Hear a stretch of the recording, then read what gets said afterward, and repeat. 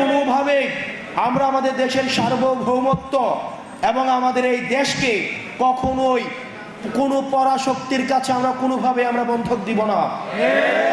আমাদের এই দেশ ভারতের নয়, ভারতের আধিপত্য থাকবে না, এখানে পিন্ডির আধিপত্য থাকবে না, এখানে কোনো মার্কিন আধিপত্য থাকবে না, কোনো পরাশক্তির আধিপত্যের ক্ষেত্র এই বাংলাদেশকে আমরা কোনোভাবেই হতে দিব না।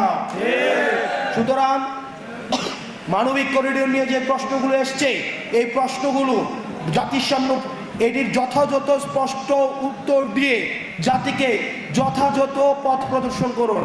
এবং এই মানবিক করিডোর নিয়ে অন্তর্বর্তীকালীন সরকারের অবস্থান আমরা স্পষ্ট একটা অবস্থান দেখতে চাই, ধোঁয়াশার মধ্যে আমরা থাকতে চাই না। সর্বশেষ আমাদের আগামী আর 26 দিনের মধ্যে এই অন্তর্বর্তীকালীন সরকার আমাদেরকে কথা দিয়েছেন যে 26 দিনের মধ্যে আমাদের জুলাই ঘোষণাপত্র দিবেন। আমরা এই বিষয়ে ওয়াচফুল রয়েছি।